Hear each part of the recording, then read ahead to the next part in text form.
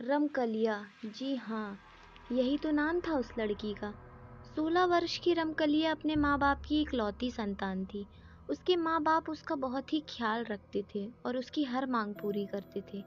अरे यहाँ तक कि हमारे गाँव जवार के बड़े बुज़ुर्ग बताते हैं कि गाँव क्या पूरे जवार में सबसे पहले साइकिल रमकलिया के घर पर ही खरीद कर आई थी।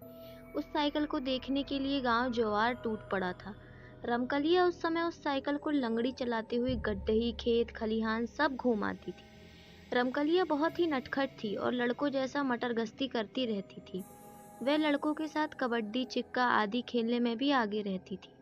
एक बार कबड्डी खेलते समय गलगोदही करने को लेकर झगड़ा हो गया। अरे देखने वाले तो बताते हैं कि रमकलिया ने विपक्षी टीम के लड़कों को दौड़ा-दौड़ा कर मारा था। पानी पिला-पिला कर मारा था। किसी के दाँत से खून निकल रहा था तो कोई चिल्लाते हुए अपने घर की ओर भाग रहा था। रमकलिया से उसके हमउम्र लड़के पंगा लेना उचित नहीं समझते थे, क्योंकि उसके हमउम्र लड़के उसे उजट और झगड़ालू टाइप की लड़की मानते थे। कोई उसके मुँह लगना पसंद नहीं करता था। हाँ, ये बात अलग थी कि सभी लड़के उससे डरते थे। मई का महीना था। कड़ाके की गर्मी पड़ रही थी। रमकलिया खर-खर दोपहरिया में अपनी साइकिल उठाई और गांव के बाहर अपने बगीचे की ओर चल दी। उसका बगीचा गोबारिया गढ़ई के किनारे था। इस बगीचे में आम और महुए के पेड़ों की अधिकता थी। यह बगीचा गांव से लगभग 1 किलोमीटर दूरी पे था। बगीचे में पहुंचकर पहले तो रमकलिया खूब साइकिल हनहनाई, पूरे बगीचे में दौड़ाई और पसीने से तरबतर हो गई। उसने बगीचे के बीचों बीच एक मोटे आम के पेड़ के नीचे साइकिल खड़ी करके अपने दुपट्टे से चेहरे का पसीना पोंछा। पसीना उसीना पोंछने के बाद पता नहीं रमकलिया को क्या सूझा कि वह उसी पेड़ के नीचे अपना दुपट्टा बिछाकर उस पर लेट गई। बगीचे में लेटे लेटे ही रमकलिया का मन पंछी उड़ने लगा। वह सोचने लगी कि उसके बाबूजी उसके लिए एक वर की तलाश कर रहे हैं। वह थोड़ा सकुचाई, थोड़ा मुस्काई और फिर सोचने लगी एक दिन एक राजकुमार आएगा और उसे ब्याह कर ले जाएगा। पता नहीं वह कैसा होगा, कौन होगा, कहाँ का होगा, पता नहीं मैं उसके साथ खुश रह पाऊंगी कि नहीं रह पाऊंगी। पर खैर, जो ईश्वर की मर्जी होगी वही होगा। बाबूजी उसके लिए जैसा भी लड़का खोजेंगे वह उसी से शादी करके खुश रहेगी। उसे पक्का विश्वास था कि उसके बाबूजी उसकी शादी ज़रूर किसी धनवान घर में करेंगे, जहाँ उसकी सेवा के लिए ज़रूर कोई न कोई नौकरानी होगी। अभी रमकलिया इन्हीं सब विचारों में खोई थी कि उसे ऐसा आभास हुआ कि उसके सिर की तरफ कोई बैठकर उसके बालों में उंगली पिरो रहा है। रमकलिया के साथ ऐसा पहली बार ही नहीं हो रहा था, ये तो आए दिन की बात थी। बकरी, गाय आदि चराने वाली लड़कियां या लड़के चुपके से उसके पीछे बैठकर उसके बालों में अंगुली पिरोते या सहलाते रहते थे और रमकलिया भी खुश होकर उन्हें थोड़ा बहुत अपना साइकिल चलाने को देती थी। और पता नहीं क्यों आज रमकलिया को यह आभास हो रहा था कि अंगुली कुछ इस तरह से पिरोई जा रही है कि कुछ अलग सा ही एक अनजान आनंद का एहसास हो रहा है। ऐसा लग रहा है कि कोई बहुत ही प्रेम से बालों को सहलाते हुए अपनी अंगुलियों उसमें पिरो रहा है। आज रमकलिया को एक अलग ही आनंद मिल रहा था, जिसमें उसकी यौवन की खुमारी भी छिपी लग रही थी। उसके शरीर में एक हल्की सी गुदगुदी हो रही थी और उसे अंगड़ाई लेने की भी इच्छा हो रही थी, पर वह बिना शरीर हिलाए चुपचाप लेटी रही।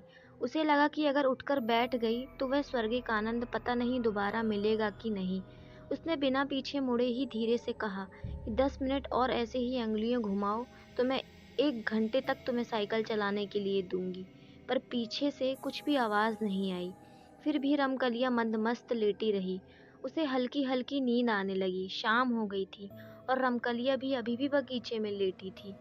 तभी उसके उसके बाबूजी की तेज आवाज़ सुनाई दी, रामकली, बेटी रामकली, अरे कब से यहाँ आई हो? मैं और तुम्हारी माँ कब से तुम्हें खोज रहे हैं। इस सुनसान बगीचे में जहाँ कोई भी नहीं है तू निडर होकर सो रही है। रमकलिया ने करवट ली और अपने बाबूजी को देखकर मुस्कुराई। उसके बाबूजी उसे घर चलने के लिए कहकर घर की ओर चल दिए।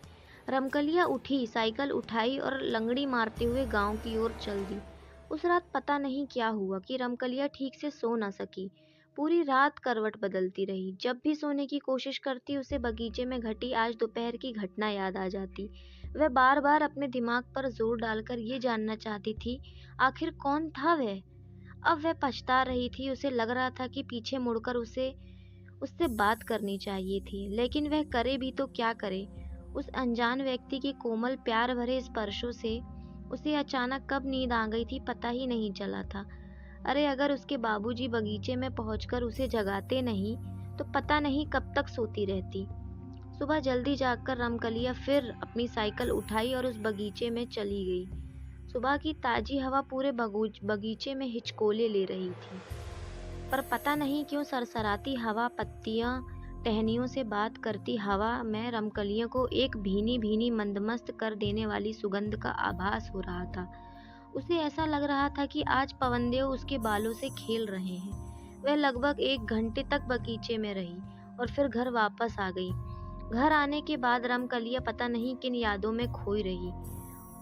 उसी दिन फिर से खड़खड़ दोपहरिया में रमकलिया का जी नहीं माना और वह साइकिल उठाकर बगीचे की ओर चली गई। बगीचे में 3-4 राउंड साइकिल दौड़ाने के बाद फिर रमकलिया एक आम के पेड़ के नीचे सुस्ताने लगी। उसे कुछ सूझा। वह हल्की सी मुस्काई और अपने दुपट्टे को अपने सर के नीचे लगाकर सोने का नाटक करने लगी।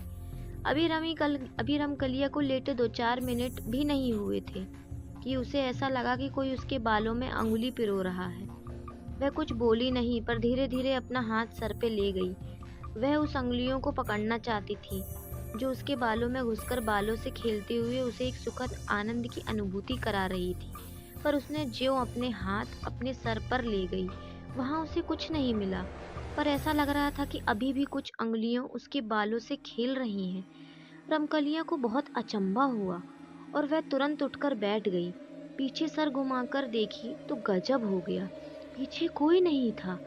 उसे लगा कि शायद जो था वह इस पेड़ के पीछे छिप गया हो, पर फिर उसके मन में एक बात आई कि जब वह अपना हाथ सर पर ले गई थी तो वहां कुछ नहीं मिला था।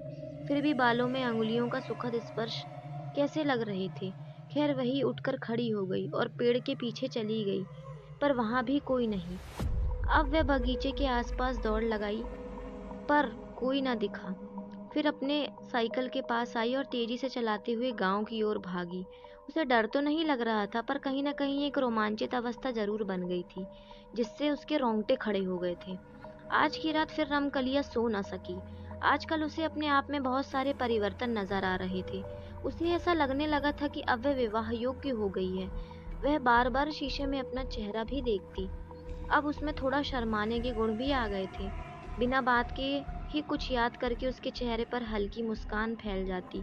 पता नहीं क्यों उसे लगने लगा था कि उसके बालों से खेलने वाला कोई उसके गांव का नहीं, अपितु कोई दूसरा सुंदर युवा है, जो प्यार से वशीभूत होकर उसके पास खिंचा चला आता है और चुपके से उसके बालों से खेलने लगता है। फिर उसके दिमाग में कौंधा कि जो भी है वह बहुत शर्मीला और साथ ही फुर्तीला भी है, क्योंकि पता नहीं कहाँ छू मंतर हो गया कि दिखा ही नहीं।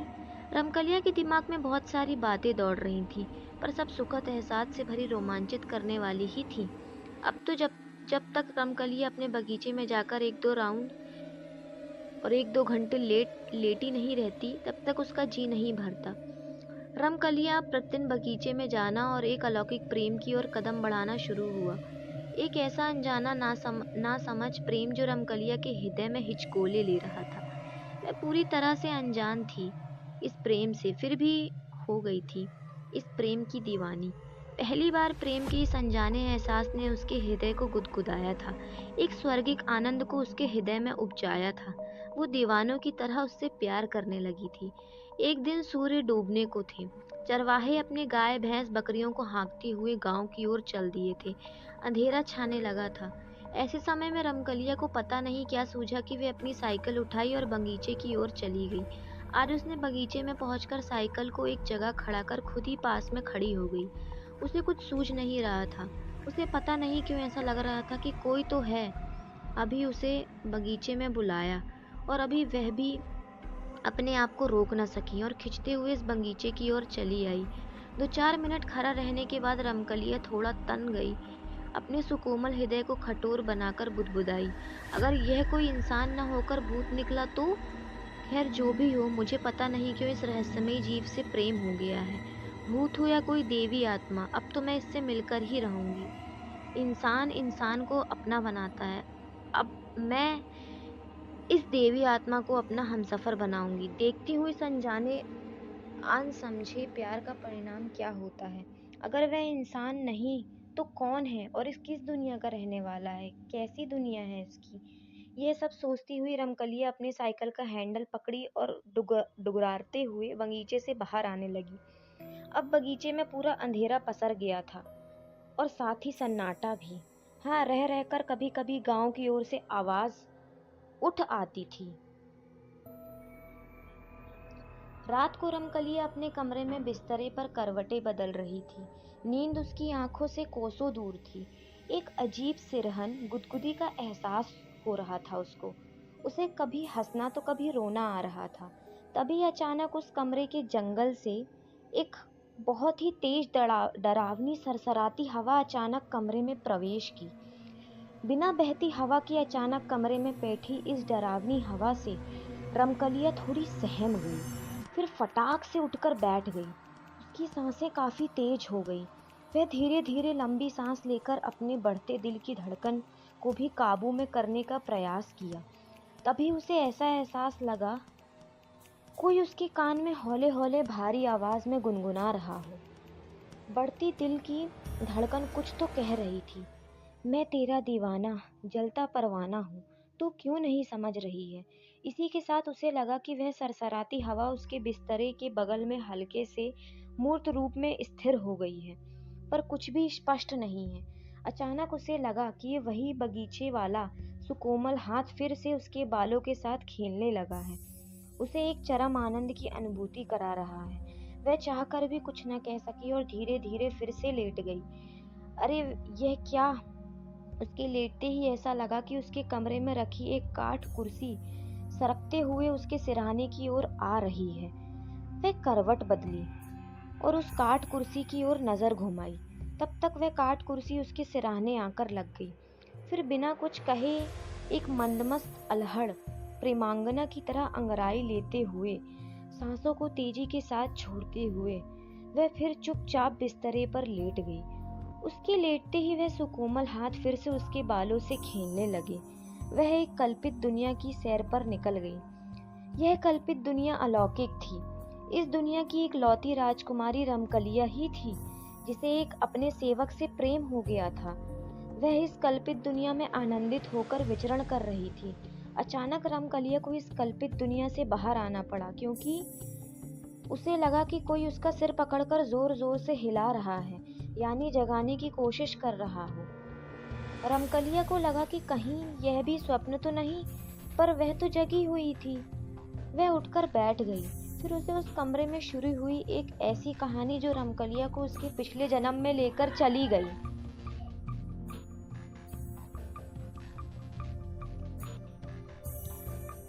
रमकलिया बिस्तरे पर सावधान की मुद्रा में बैठी हुई थी। काठ कुर्सी पर मूर्त रूप से पूरी तरह से अस्पष्ट हवा के रूप में विराजमान था, और वहां से एक मर्दानी भरी आवाज सुनाई दे रही थी। वह आवाज कह रही थी, रमकलिया तू मेरी है, सिर्फ मेरी। मैं पिछले 2-3 जन्मों से तुझे प्रेम करता आ रहा हूँ। मैंने हर जन्म में तुझे अपनाने के लिए कुछ न कुछ गलत कदम उठाया है, पर इस जन्म में मैं तुझे सच्चाई से पाना चाहूंगा। वह आवाज आगे बोली, याद है पिछले जन्म में मैं भी तुझे अतः प्रेम करता था, पर तू मेरे प्रेम को समझ न सकी, और मैं भी बावला पागल तुझे पेड़ से धक्का दे दिया था। यहाँ मैं आप लोगों को रमसेरा की कहानी को याद दिलाना चाहूंगी, जो गांव की गोरी थी और उसे एक भेड़िहार का लड़का अपना बनाना चाहता था, पर रमसरा के पिता द्वारा मना करने पर उसे भेड़िहार पुत्र ने आत्महत्या कर ली थी और प्रेत हो गया था। बाद में वही प्रेत रमसेरा को ओला पाती खेलते समय धक्कर दे दिया था, और वही रमसेरा अब रमकलिया के रूप में फिर से पैदा हुई थी। मैं वही हूँ, पर अब मैं बदल गया हूँ। भले मैं आत्मा हूँ, एक प्रेत हूँ, पर अब मैं अपनी प्रियतमा को कोई आहत नहीं करूंगा, और अब उसे नफरत से नहीं प्रेम से जीतूंगा। उस हवा रूपी आवाज की बातें सुनकर रमकलिया एक पागल प्रेमी की तरह उठकर उस कुर्सी पर विराजमान मूर्त पर स्पष्ट हवा से लिपट गई। वह सिसक सिसक कर कहने लगी, तुम जो भी हो, मेरे प्रियतम हो, मैं अब तेरे बिना जी नहीं पाऊंगी। तू अब देर न कर, अभी मेरी मांग में सिंदूर भर और मुझे अपना बना। मुझे सदा सदा के लिए अपने साथ ले चल। इतना कहने के बाद रमकलिया को पता नहीं अचानक क्या हुआ कि वह बिस्तर पर गिर गई और दोनों प्यार के आनंद में डूब गए। रमकलिया संभोग का आनंद लेकर बहुत ही आनंदित होने लगी। वह प्यार में खो गई और देखते ही देखते सुबह हो गई। सुबह सुबह रमकलिया के माता पिता रमकलिया के कमरे का दरवाजा पीटे जा रहे थे, पर वह उठने का नाम नहीं ले रही थी। रमकलिया के माता पिता बहुत ही परेशान हैं, क्योंकि रमकलिया के कमरे से कोई सकबुकाहट नहीं आ रही थी। आसपास के कुछ लोग भी एकत्र हो गए हैं। सब चिल्ला चिल्ला कर रमकलिया को जगाना चाहते हैं। रमकलिया के माता पिता ने कमरे का दरवाजा तोड़ने का फैसला किया, क्योंकि वह अब किसी अनहोनी की आस में पीले पड़ते जा रहे थे। लकड़ी के दरवाजे पर कसकर एक लात पड़ते ही अंदर से लगी उसकी किल्ली निकल गई और भड़ाक से करके दरवाजा खुल गया। दरवाजा खुलते ही रमकलिया के माता पिता रमकलिया के बिस्तर की ओर भागे। साथ में आसपास के कई लोग भी थे। रमकलिया के कमरे का हुलिया पूरी तरह से बदला हुआ था। कमरे में एक अजीब सी भीनी भीनी खुशबू पसरी हुई थी और साथ ही रमकलिया के बिस्तर पर तरह तरह के फूल बिछे हुए थे। पास पड़ी कुर्सी पर सिंदूर का एक डिब्बा पड़ा हुआ था और ऐसा लग रहा था कि बिस्तर पर रमकलिया नहीं, कोई नवविवाहिता लाल साड़ी पहनकर औंधे मुंह लेटे हुए है। रमकलिया की माँ ने देर ना की और बिस्तरे पर सोई उस महिला को झकझोरने लगी। अरे ये क्या! उस सोई तरुणी ने करवट बदला और आंखें मलते हुए उठ कर बैठ गई। सभी लोग अचंभित तो थे ही, पर रमकलिया का यह रूप देखकर उन्हें सांप भी सूंघ गया था। दरअसल वह रमकलिया ही थी, पर वह एक नवविवाहिता की तरह सजरी सवरी हुई थी। उसके हाथों में लाल लाल चूड़ियां थी तो पैर में महावर लगा हुआ था। पता नहीं कहाँ से उसके पैर में नए छागल भी आ गए थे। सर पर सोने का मांग टीका शोभा पा रहा था और उस मांग टीके के नीचे सिंदूर की हल्की आभा बिखरी हुई थी। सभी लोग हैरान परेशान। अरे रात को ही तो रमकलिया अपने कमरे में आई थी। रात को उसके कमरे में कोई सकबुघाहट भी नहीं हुई, दरवाजा भी नहीं खुला, तो इतना सारा सामान कहाँ से आ गया उसके कमरे में? उसे एक नव दुल्हन की तरह कौन सजा गया था? क्योंकि उसको जिस तरह से सजाया गया था, उससे ऐसा लग रहा था जैसे 8-10 महिलाओं ने 2-4 घंटे मेहनत करके उसे सजाया है। रमकलिया के माता पिता परेशान थे। उनके घर में इतना कुछ हो गया और उनके कान में जू तक नहीं रेंगी। रमकलिया बिस्तर से उठी। उसके चेहरे पर हल्की सी मुस्कान थी। वह अपने कमरे में स्तब्ध खड़े लोगों को, विशेषकर अपने पिता माता पिता की ओर देखने लगी। वह धीरे धीरे चलकर अपने माता के पास गई और उनके गले लग गई। उसने कहा कि माँ, अब मैं विवाहिता हूँ। इसके बाद भी उसकी माँ कुछ ना बोल सकी। सभी लोग आश्चर्य में डूबे। धीरे धीरे यह बात पूरे गांव में फैल गई।